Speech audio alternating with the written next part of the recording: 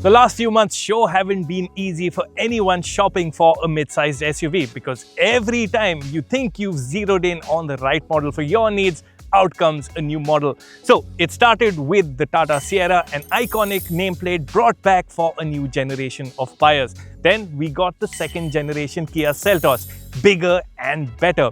More recently came the new Renault Duster. Now the Duster is an imported model because this was the one that started the mid-sized SUV segment. And most recently came the Skoda Kushaq that's been given a makeover for 2026 and beyond. Over this video, we'll make your job easier by telling you which is the right model for you.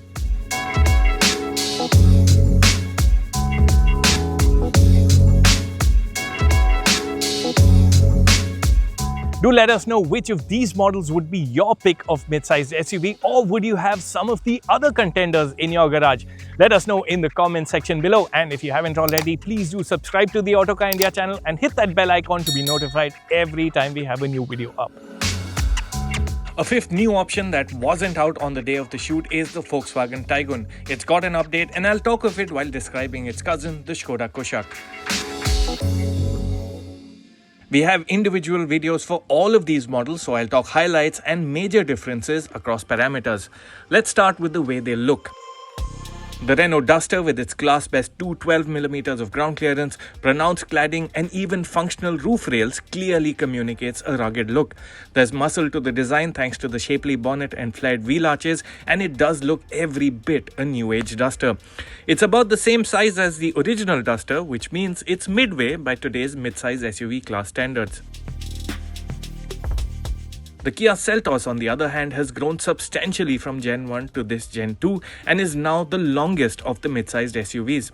It looks particularly substantial in profile, which is where the long wheelbase and 200mm of ground clearance also comes into view. A large grille helps with that big SUV look, but the headlights that are split between vertical DRLs and square main units amidst the grille won't be to all taste. It's the Tata Sierra that draws the most eyeballs. It's got the SUV typical upright shape, it's the widest and tallest model in the segment, and standing proud on its largest in class 19-inch wheels, it simply aces on road presence. The Sierra also has the longest wheelbase, made possible by pushing the wheels to the extremities. Styling comes together really well, with the wraparound treatment to the rear portion of the glasshouse being the standout element. The Skoda Kushaq is the smallest model here and can't match the others on road presence. However, it is nicely turned out, and Skoda's designers have done well to update the look. The Kushaq's revamped headlights, as well as the larger grille with segmented LED DRLs that run through it, are stylish, and the redone tail styling with illuminated Skoda lettering give distinction in an era when light bars are almost the norm. And would you agree when I say the Kushaq looks its best in Monte Carlo, guys? Like the Kushaq, the Volkswagen Taigun is also fresh from a facelift, and the new nose that houses slimmer headlights, an LED light bar and illuminated logo link it to the larger Taigun. A welcome and goodbye animation and illuminated VW logo are changes at the back. However, like the Kushaq, the Taigun looks smaller than rivals and can't match the others on road presence. To quickly recap the dimensions, the Seltos is the largest of the SUVs, the Sierra is the tallest, widest and has the longest wheelbase, and in top spec form also has the largest tires. The Duster is the one with the most ground clearance. Before we talk interiors, you should know that all models featured here are in their top spec avatars. Into the Duster. And first things first, it's far removed from the OG Duster in a very good way. Now, if you're familiar with the old gen Duster, you'll know that it was always behind the curve in terms of technology. The new one sure makes amends because it gets 10.25-inch digital dials and a 10.1-inch touchscreen. The 10.25-inch digital dials are nice and vibrant, and they have a full map view, which is really helpful. But traditionalists will miss the option of twin dials on the screen. As for the touchscreen, it is slick and responsive to operate, and because it is a native Google system, you get Google Maps as standard, so you don't need to connect your phone, which is a big plus. What does make life easy are physical controls for the climate control system. Now, another thing in the Duster that I really like is that the touchscreen is slightly angled towards you, sort of puts the onus on the driver. Of the other things on this iconic edition, there are quite a few nice touches. This contrast stitching on the dashboard, on the seats and on the steering do add some vibrancy to the cabin, and there's a pretty generous use of gloss materials as well as this carbon fiber effect on the dashboard. Drivers have much to like. Drivers will really like their environment because the view of the bulges on the bonnet is very nice. You will also like the steering that's good to hold. It's got this nice cross stitching effect. The seats are also very comfortable, and one thing of note is that front seat ventilation is perhaps the most effective of the 4 SUVs here. All's not perfect though. You'll have to learn your way around the steering audio controls that are hidden from view, and not everyone will take to the automatic version stubby gear selector. The bigger issue is storage. The door pockets are oddly shaped and can't comfortably accommodate a 1-liter bottle, while the glove box is tiny. Into the Kia Seltos, whose cabin makes a great first impression for quality. In terms of cabin quality, I'd rate the Seltos as the leader of the pack. Now, there aren't all that many soft touch materials. You just get a padded portion on the dashboard over here. But this is not a cabin that you'd call plasticky. There's a very nice use of different grains and textures and even colors, like this two-tone effect to the seat backs. Also, with the lower portion finished in a dark shade, it will be easier to keep clean. A cool touch on the Seltos is the mesh-like finish on the front headrest. The front seats are comfortable, but it depends on whom you ask. If you ask an average-sized individual like some of my colleagues, they will find the seat very nicely done. But I'm slightly larger than average. I'm just under 6 feet tall, broad built. So as you can tell, shoulder support is a bit lacking for me, and I also find the seats a bit snug. But this apart, seat comfort is well judged, the cushioning is nicely done, and I also like the view that you get from the Seltos' driver's seat. You'll also like what you see inside the cabin. Now, in terms of tech, the Seltos also has a 3-screen layout, 12.3-inch digital dials, 12.3-inch touchscreen, as well as a 5-inch screen for the climate control system. Although this screen is a bit redundant because you get nicer physical controls lower down on the dashboard. In fact, in terms of UI, the Seltos does it best. You have enough physical controls for easy access. Even the touchscreen is very logically laid out. Now, as for the digital dials, they're crisp and clear to read, but I would have liked a bit more variation between the themes. All that you get when you switch drive modes is a difference in colors. The last gen Seltos, ironically, did it better. The Seltos' cabin is well thought out with lots of storage for bottles, cups and smaller items.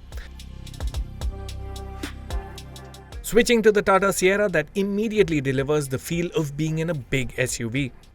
You sit relatively high up in a Sierra, and that high seating also gives you a slight ego boost when you're in traffic, particularly if you're moving from one of the other mid-sized SUVs. Now, I really like what Tata has done with the interior as well. There are a lot of wow features. There are these 3 screens. You get Tata's illuminated logo. I like how the climate control buttons light up when the car is switched on, and it all comes together really well. There's also a generous use of soft and textured materials here. This denim-like effect for the soundbar on the dash is also quite cool, but keeping these cream seats clean is going to be a pain. Front seat comfort is good. The front seats are large and supportive, and I like the inclusion of this adjustable thigh support. Much of what you touch feels premium, but elements like the flimsy front door armrest take a bit from that impression. Finishing on bits like the wireless charger pad near the center armrest could be nicer too. Now, as for the tech, the 10.25-inch digital dials are nicely done. They're crisp in their readout, but I would have liked the fonts to be slightly larger and more customization.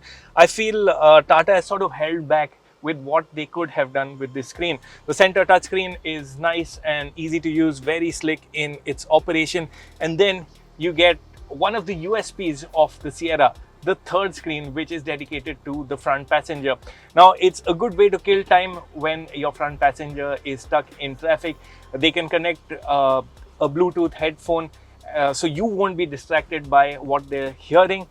Trouble is, this screen doesn't get a privacy filter, which means whatever is on the screen is always visible to you, and this can get particularly distracting when you want to look at the wing mirror, but your eyes will lock on to the movement on the screen. Of the other things, the Sierra offers ample storage for bottles and small items. Toggles for temperature adjust are good, but touch controls for other climate control functions aren't easy to use on the go. The Skoda Kushaq's interior has been spruced up with the recent update. Now, Skoda hasn't made dramatic changes to the Kushaq's interior, so much of what you see is carried on from before, but that's no bad thing because this is a neatly laid out cabin. I like some of the touches such as the chrome detailing. It adds a look of premiumness to the cabin. I like the two-spoke steering wheel. Again, it's something that comes from more expensive Skodas, and even this red detailing on the Monte Carlo sort of works quite well. There's still no soft touch materials inside. However, an update that does its bit to lift the ambience inside is the new panoramic sunroof. There's more to talk about in the updated Kushaq. The Kushaq's tech suite has been upgraded with this update, and one of the bigger changes are the new digital dials. Now they cover the full width of the instrument binnacle, are really nice to look at, and I like the themes that you can toggle between. In fact, to me, the Kushaq's digital dials are now the best in the segment. As for the touchscreen, it remains a 10.1-inch unit, but the UI has been updated. It's slick as ever, and you get a bit more information than before as well. As before, Skoda offers generous space for bottles, cups and small items, and front seat comfort remains impressive. The Kushaq's front seats are among the best in the segment. Now, they're not just good to look at, but they also offer a good deal of support, even for a larger framed individual like myself. Just check out the shoulder support that's available to me. You'll find similar changes in the Volkswagen Taigun. The panoramic sunroof, larger digital dials and revamped touchscreen are the updates inside. To quickly run through features on these SUVs, all feature leatherette upholstery and front seat ventilation. The Duster and Kushaq offer powered adjust for the driver as well as co-driver, while the Seltos and Sierra's powered driver's seat get memory settings too.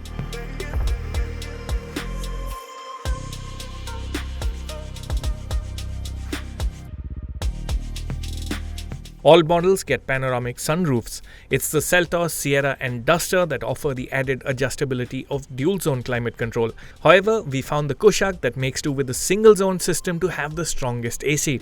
Skoda's upgraded the AC compressor and it's made a world of a difference. The Kushaq is the only one without an electric parking brake, and along with the Seltos also misses out on an onboard air purifier.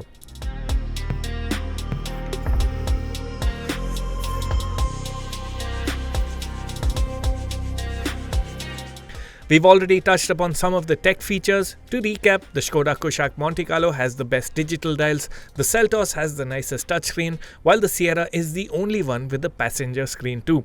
We found the Tata Sierra to deliver the most immersive audio experience, while the Duster's sound experience wasn't great.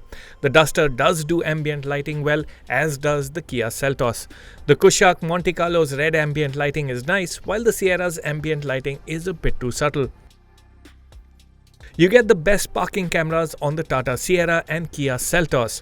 The Duster also packs in a 360-degree camera like the other two, but resolution is just okay. The Kushaq only offers a rear-view camera and image quality is disappointing too.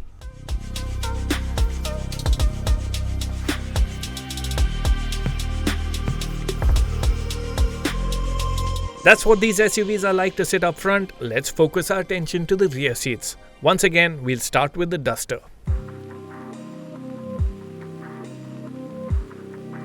You'll have to make your way past this high door sill to get yourself onto the back seat of the Renault Duster, and once you're inside you'll realize that space is good, but it is not near class best standards. Now I'm just under 6 feet tall, front seat set to my driving position, and I'm pretty well catered to on legroom, and what's impressive is that there's more than ample headroom despite the provision of a sunroof. However, for a larger framed individual like myself, the bolstering for the seats seems a bit too cramped. The Duster does come back strong when you have 3 occupants sitting at the back. It makes the most of its width to offer good comfort for 3 individuals at the back. The Kia Seltos makes the most of its length to offer great legroom at the back. The new Seltos has the second largest wheelbase in the segment, and it shows when you're sitting on the back seat because there is generous legroom. I'm just under 6 feet tall, front seat set to my driving position, lots of legroom at my disposal. At the same time, headroom is just about adequate for someone of my size. And that's the thing, as I said about the front seats as well, the rear seat experience also depends on your size and frame. Average size adults will be very comfortable here at the back on headroom as well. But for someone of my size and height, I find thigh support a bit lacking. In terms of space for three, the Seltos has the width, but the center seat is positioned higher up than the other two, and it's not the most comfortable experience for the middle seat passenger. Features wise, the Seltos does well to pack in rear window sunshades, which prove really handy. You get this panoramic sunroof, which allows a lot of light to enter the cabin, and the rear seats also adjust for recline. From the longest SUV to the smallest SUV, the Kushaq. The Kushaq is the smallest SUV in this competition, and you feel as much when you're sat inside, particularly at the back. When it's time to seat 3, it is the tightest on space. Think of the Kushaq's rear seat as a space best suited for 2 occupants, and you'll see it in the right light because legroom is actually more than adequate. The front seat is set to my driving position, just under 6 feet tall. Really well taken care of on legroom. I even have sufficient headroom, though this hump on the roof does sort of rob me of that sense of space. Now the rear seat itself is comfortable, and Skoda has also added a feature that's unique for this segment, rear seat massage. Now it's basically just an on-off function. You can't adjust the levels or types of massage, but it does its job well. You will feel these pulsing sensations on your back, and it does work well to sort of soothe you. The only thing is that the Kushaq is actually best enjoyed from this seat. The Volkswagen Taigun offers the same space and comfort, but does without the Skoda's massage function. It's the Tata Sierra that delivers the most space and comfort at the back. The Tata Sierra has the longest wheelbase, and it's also the tallest SUV here, and it really makes good on those dimensions by offering the airiest cabin experience here. It is easily the best in terms of rear seat space. Now front seat set to my driving position, I'm just under 6 feet tall and I have loads of room. And would you believe it, this is not even the best seat in the house, because should you need more space, the Sierra gets you a boss mode. So when the front passenger seat isn't occupied, just check out the legroom that you can have for yourself. Even in terms of space for 3 adults, the Sierra scores the best. The seat is quite flat, the floor is flat, so the middle seat passenger is also really well taken care of. On days of clear weather or when it's not too hot, you can also roll back the panoramic sunroof and just check how far back it extends. It really gives you a panoramic view of the world above. I also like the inclusion of sunshades for the rear windows, but it doesn't quite cover the full window. The Tata's backrest also reclines. Here's a quick look at the key rear seat features these SUVs offer. When it's time to load luggage, you'll appreciate the convenience of powered tailgates that are offered on the Tata Sierra and Renault Duster. In terms of luggage room, the Duster's 518-litre boot packed in the most items.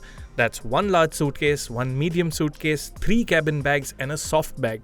Trouble is, the loading lip is high. The bigger issue, there's no spare tire under the boot floor. You only get a puncture repair kit. The Seltos also has a high load lip. The boot is deep, but height is limited, giving enough room for 1 large and 1 medium suitcase, 1 cabin bag and 1 soft bag. The Sierra's luggage area is well shaped and proved good for 1 large, 1 medium, 2 cabin and 1 soft bag. Unique among the SUVs here, the Sierra mounts its spare tire under the body. The Skoda Kushaq's boot is smallest on paper, but it uses vertical space well and proved good for 1 large, 1 medium, 1 cabin and 1 soft bag. All models offer 60-40 rear seat split and fold should you need more space for luggage. On to the drive experience. The Skoda Kushaq and Renault Duster are petrol-only models with 2 turbo petrol engine options on offer.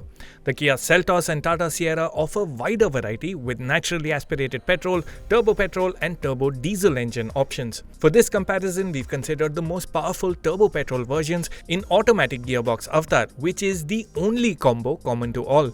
The Seltos turbo petrol offers the option of a clutchless manual or IMT, while the Kushaq 1.5 TSI no longer longer gets a manual gearbox option. All 4 turbo petrol engines are 4-cylinder units and use direct injection. The Duster's 1333cc is smallest by engine size but pushes out a class best 163 horsepower and 280 Newton meters. The Kia Seltos and Tata Sierra's engines make 160 horsepower while the Kushaq's unit produces 150 horsepower. There's quite a difference in curb weights though. The Kushaq is the lightest at 1322 kgs while the Sierra tips the scales at 1552 kgs. All models are front-wheel drive. The Duster, Kushaq and Seltos use dual-clutch transmissions while the Sierra takes a different approach with the torque converter automatic. Into the Duster first, which feels rugged and ready for adventure from the word go. Now, from the driver's point of view, these bulges on the bonnet alone give you the feeling of being in a strong and tough car, and the rest of the driving experience also delivers on that impression. The Duster is absolutely unfazed by broken patches of road. In fact, it goes over them as if it was almost built for them. The 212mm of ground clearance also adds to confidence when the surface deteriorates. The new one retains that characteristic toughness that we associated with the old Duster, but with some more sophistication. So, for instance, there's no kickback on a bad patch of road or a pothole taken too fast. On the old Duster, the whole steering would shake and shimmy in your hands. On really bad stretches of road, you might not feel the surface below you as much, but you might hear the suspension at work. The suspension setup also yields good handling. The Duster corners confidently. You'll enjoy the sense of control that you get at the steering wheel. And though the steering is on the lighter side, it does have a good feel off center, which means just a few degrees off the center, and that adds a lot to the driving experience that you get. On the whole, it's an enjoyable car to drive, whether it's over bad roads or in the corners. As for performance, the Duster has the most power, but it's not readily available. When you're driving around town, you will note that the gearbox is sort of working around the engine's turbo lag, which is about till 2,500 RPM. At times, you'll also notice a lurch from the engine and gearbox at low speeds. Things do smoothen out as you build speed, and when you press on and cross 2,500 RPM, there's a more exciting side of this engine that you'll get to experience. The engine bunches up its power and feels a lot freer in the mid-range. Engine refinement is excellent, but pay attention and you'll also hear a hiss from the turbo, which adds to the effect. On a quick drive, there are some observations about the Duster's wet clutch gearbox too. It really does feel torque converter smooth, but it's not quite as fast shifting as the others. The relatively relaxed nature of the gearbox and turbo lag does reflect in the performance numbers. The Duster takes a full second more than the others to 100 kph. It trails the others in roll-on acceleration too, but the difference isn't massive. The Seltos is quicker on paper but actually masks its performance. Drive in an easygoing manner and you will like how the Seltos builds its speed. It's very friendly, doesn't sort of give you the impression that you're driving a fairly powerful vehicle. It adjusts very well to your driving style. But when you want more from the engine, it is happy to deliver that as well. Now, the power doesn't come in a burst. What you get is a smooth and linear build of power throughout the rev band, and it is quite likable for that. When you're out cruising, you'll also appreciate the general level of refinement in the cabin. The engine stays quiet, outside noises are very well contained, so it is a very calm and soothing experience.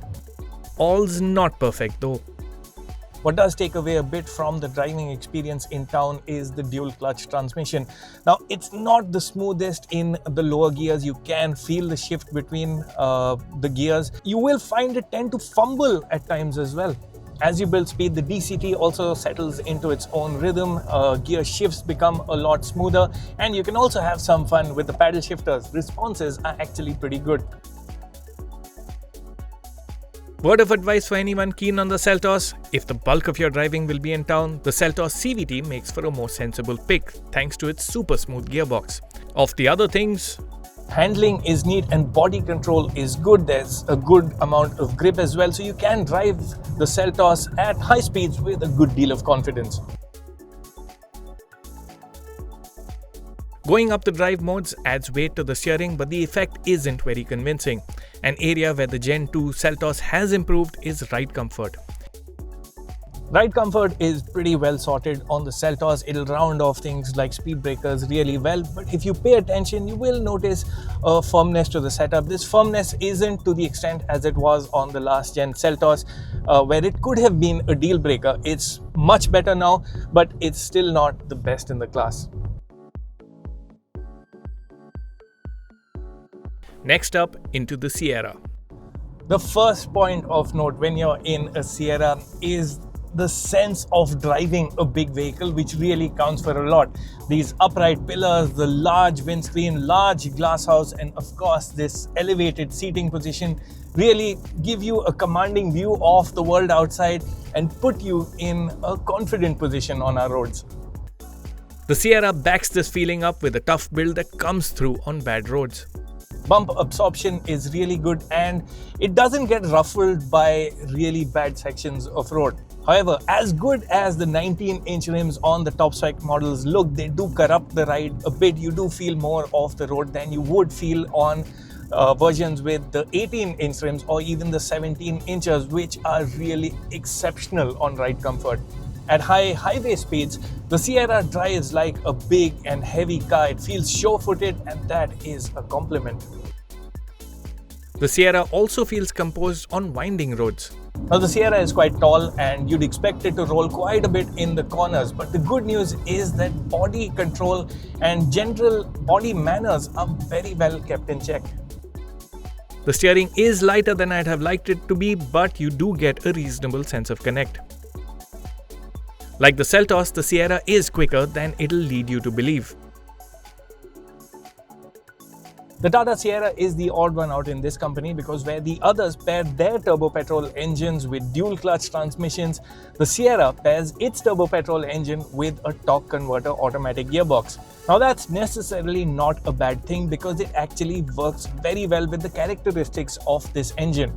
You feel the benefits of this combination at low city speeds because the engine almost seems as if it concentrates its power low down in the rev range, which means responses are really good, and thanks to the torque converter gearbox, responses are also very smooth. When you press down on the accelerator, the Sierra doesn't seem to break character because that smoothness still stays. Now it doesn't feel as urgent as a Skoda Kushaq, but there's no shortage of power or performance. The gearbox is smooth but also comes across as relaxed when you want more from it. Now, if you're one to adopt an aggressive driving style, the gearbox will leave you a bit wanting because it's not very eager to upshift, nor is it very quick to downshift. Even when you use the paddle shifters, there is a bit of delay. And talking of this delay, you also feel it at the gear selector when you're just moving between park, neutral, drive, and reverse. The Skoda Kushaq will mean different things to different buyers. The Skoda Kushaq seats you lowest to the ground and it just feels like the smallest SUV of this lot. Now, if you are the kind of buyer to whom bigger is better, the Skoda Kushaq's size will immediately be a deal breaker. On the flip side, there will also be buyers to whom the Skoda Kushaq's small dimensions will actually be a virtue in tight city driving conditions. The Kushaq will also appeal to buyers simply looking for the most fun to drive model, because that's what it is. The engine feels eager, the build of power is effortless, and the overall sensation is that this is a brisk little SUV. The Kushaq is the quickest to 100 kph and also the quickest in rolling acceleration. The DSG is also very quick to get into its stride. You're also rewarded with very quick shifts, whether it's in pure automatic mode or via the paddle shifters. Of the three dual clutch transmissions here, the VW DSG is the best, feeling smoother than the Seltos' unit and better calibrated than the Dusters. The performance is backed up by keen handling. The Kushaq is small, but it also feels nice and tight in the corners. It is the pointiest car of the lot, and if you really enjoy driving, this is still the car for you. It's got the most enthusiastic engine, it's got the keenest handling, and it's the one that will put the biggest smile on your face on your favorite driving roads. In terms of ride comfort, there is a slight European car firmness to the Kushaq's ride that you'll feel at low speeds, but at higher speeds it feels really pliant and composed. A point to bring in, the VW 1.5 TSI engine is smooth but is also the most audible, particularly at low speeds. A trick up the Kushaq sleeve is cylinder deactivation, so when the engine is under light loads, it will automatically switch to 2-cylinder mode, and that in the long run really benefits fuel economy. In fact, over our testing, the Skoda Kushaq proved to be the most efficient, delivering 9.5 kpl in town and 15.29 kpl out on the highway.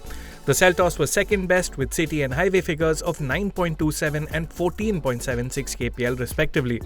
There was then a noticeable gap to the Duster, which managed 7.47 kpl in town and 13.47 kpl on the highway.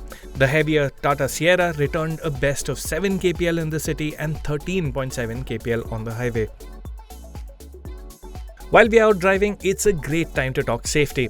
All models comply with latest Indian crash test norms and all have performed remarkably well in their crash tests. The Tata Sierra, Renault Duster and Kia Seltos have been rated 5 stars by Bharat NCAP, while the Skoda Kushaq is a 5-star global NCAP rated model. 6 airbags, ABS, electronic stability control and ISOFIX child seat mounts are safety features you'll find on all models. All but the Kushaq also get radar and camera-based ADAS or advanced driver assistance systems with functions like auto emergency braking, adaptive cruise control and lane keep assist. All models do get front and rear disc brakes. In our 80 to 0 kph test, which simulates a panic stop, the Kushaq stopped in the shortest distance, while the Duster took an extra 3 meters to come to a halt. However, it was the Seltos that didn't feel as sure-footed as the others in emergency braking. Here's a quick look at prices for the petrol automatic models in consideration. The Renault Duster with the 1.3-litre turbo petrol engine and DCT combo has the lowest starting price as well as the lowest price for the fully loaded version featured here. The Skoda Kushaq 1.5 TSI DSG that's only sold in fully loaded form is just slightly pricier. The Kia Seltos gives most choice with 7 trim levels for the turbo DCT combo alone. At the top end, the Tata Sierra is the priciest car of the test, coming in at 20.99 lakh rupees ex-showroom. On to the verdict. We'll start with the Skoda Kushaq that stands out as the most fun to drive mid-sized SUV. The upgraded AC has also addressed one of the model's big shortcomings, while it has reduced the gap to others in terms of equipment with the inclusion of a panoramic sunroof. ADAS would have been nice, but at a broader level, what works against the Kushaq and Taigun is its price to size proposition. In a segment in which like-priced rivals are only getting larger and road presence counts for a lot, the Kushaq's relatively small size limits its appeal. The new Duster appeals for the very reasons that the original did. It's tough, rugged, and a vehicle you'd love exploring the country in. At the same time, the new Duster feels more wholesome too, thanks to an inviting interior and the latest of features. It's just that when you view the Duster in light of rivals, you'd feel it could have been better still. Fuel efficiency is so-so, low-speed city drives aren't smoothest, and cabin space is good but not great. The team at Tata Motors have put their heart and soul into the new Sierra and it shows. The design draws eyeballs, it's the roomiest mid-sized SUV and Tata has gone all out on features too. It's not particularly sporty even with the turbo petrol engine, but the smoothness of the powertrain is a highlight. The Sierra scorecard takes a big hit when you bring fuel economy into the equation, which is the lowest here.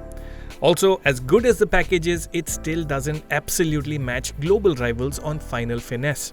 Tata Motors' inconsistent service experience could also deter buyers. The Kia Seltos might not have the same emotional appeal as the Tata, but it delivers where it matters. The larger new size gives the impression that you've got your money's worth, and that feeling is only underlined by the premium interior that feels the best put together. The Seltos also scores on space and tech features. The DCT does take away from the drive experience at low speeds, but on the whole, performance, refinement, and even efficiency are really good. It's an all-rounder that you can't go wrong with, making it our pick of the mid-sized SUVs.